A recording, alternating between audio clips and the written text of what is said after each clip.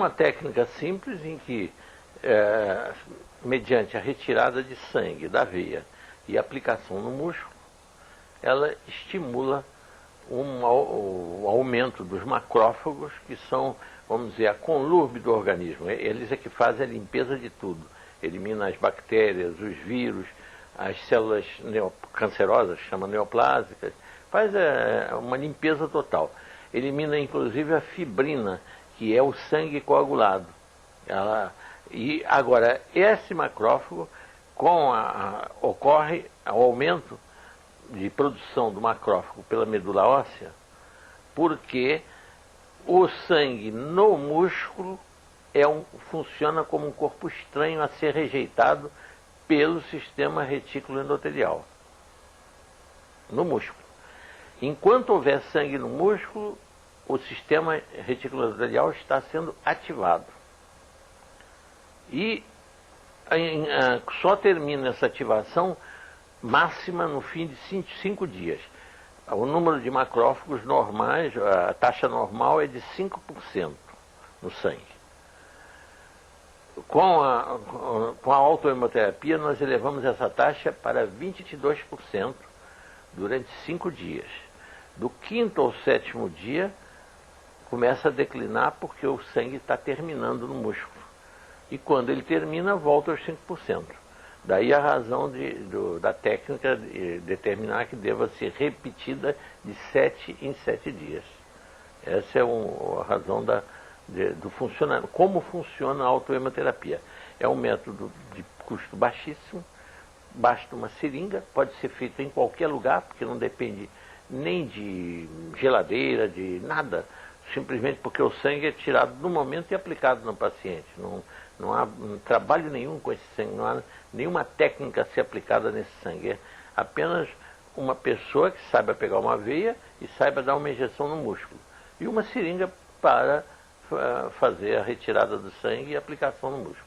Mais nada. E resulta num estímulo imunológico poderosíssimo.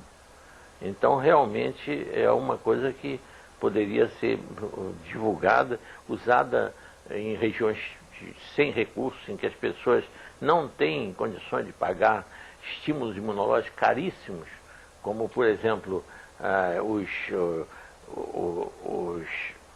os feitos de medula óssea, que se faz medicamentos. Eu não posso dizer o nome do medicamento, porque não estou fazendo aqui propaganda, mas é um medicamento caríssimo que se usa para produzir o mesmo efeito da autohemoterapia, que é um lisado de timos, de vitela, que foi fabricado, e isso eu posso falar, é um lisado de timos de vitela. Tem um nome de fantasia, né? Mas na realidade a essência do produto é um lisado de timo de vitela. O timo de vitela submetido a um fermento digestivo que se transforma num medicamento, mas é de custo muito alto, enquanto que a autohemoterapia produz o mesmo efeito a custo baixíssimo. Então e portanto podendo ser usado em todas as camadas da população, né? Sem nenhum problema. Aí essa é que é a grande vantagem.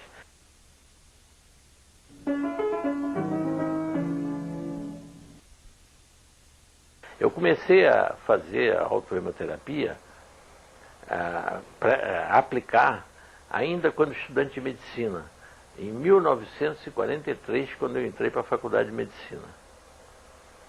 Eu entrei para a Faculdade Nacional de Medicina, que era na Praia Vermelha. E meu pai era professor dessa mesma faculdade. E ele era também chefe da enfermaria da Santa Casa, e era cirurgião geral. E ele me mandava, primeiro me ensinou como tirar sangue e aplicar no músculo, e ele me mandava para casa de todo paciente que ele operava. Eu tinha que ir na véspera da internação na Casa de Saúde de São José, onde ele operava, aplicar no paciente 10 ml de sangue, e depois, 5 dias depois, ele não esperava cair a taxa zero não. 5 dias depois, eu fazia a mesma aplicação no paciente ainda internado, porque naquele tempo as internações duravam em média 1 semana. O que eu não sei é como é que ele tinha coragem de operar eu auxiliando, porque eu só sabia era segurar os instrumentos e mais nada. Eu acho que ele operava era sozinho, porque o que eu sabia era apenas segurar os instrumentos, mais nada. O que eu tinha aprendido, a única coisa era aplicar sangue, tirar sangue da veia e aplicar no músculo, mais nada. E nunca houve problema nenhum. E ele teve com isso uma das taxas menores que eu já vi até hoje de infecção hospitalar. Porque ele fazia isso porque o trabalho do professor Gerson Teixeira, que foi feito especificamente para evitar infecções pós-operatórias e que resultou num prêmio de cirurgia, do maior prêmio de trabalho publicado em 1940, e foi traduzido em 2 línguas, para o francês e para o inglês, esse trabalho, foi um sucesso enorme. O trabalho de Gerson Teixeira. Meu pai usava essa técnica porque ele tinha lido o trabalho de Gerson Teixeira. Ele tinha 150 cirurgias, operações diferentes, as mais variadas, comparadas com outras 150 idênticas, em que numa teve 0% de infecções pós-operatórias, quando aplicado o sangue. E na outra, em que ele não aplicava, a título de contraprova, ele não aplicava o sangue. As mesmas cirurgias, as mesmas operações, ele teve 20% de infecções. Porque havia naquela época, o grande problema era mais infecções pulmonares no pós-operatório, porque a anestesia era feita com éter.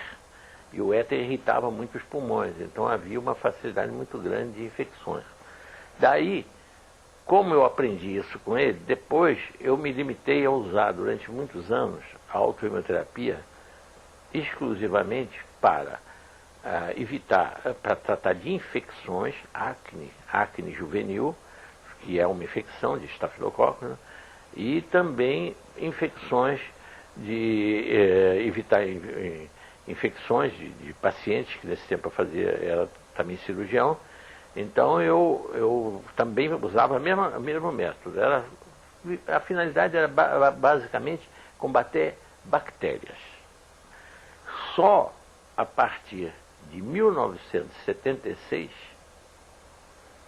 é que eu passei a usar uma amplitude muito maior, graças a um médico, Dr. Floramante Garofalo, um ginecologista, que era assistente do diretor do Hospital Cardoso Fontes, em Jacarepaguá, e que era a pessoa que mais conhecia equipamento hospitalar do Brasil. Então ele já estava aposentado, tinha 71 anos, e ele foi chamado pelo Dr. Amauri de Carvalho, que era o diretor do hospital, para equipar o hospital, porque o hospital tinha sido um sanatório de tuberculose, e foi transformado no hospital geral. Então precisavam as clínicas todas serem equipadas. E ele foi ser assistente do diretor. E eu era também assistente diretor. Um dia, o professor Garofalo, o doutor Garofalo, ele, bom, vamos dizer professor mesmo, porque ele merecia ser chamado de professor. Ele, então, ele chega se queixando de uma dor, uma dormência que ele estava sentindo na perna, quando caminhava, fazia uma caminhada de 100, 200 metros, tinha que sentar na rua, no meio fio, porque não conseguia mais andar. E eu então disse para ele, olha, Garofalo, você tem que ser examinado por um angiologista, e nós temos um excelente aqui, chama-se Dr. Antônio Vieira de Mello, um excelente angiologista. É até primo, irmão daquele Sérgio Vieira de Mello, que morreu lá no Iraque. Então, ele vai ter que examinar essa perna. Ele examinou, primeiro com o aparelho, e disse, há uma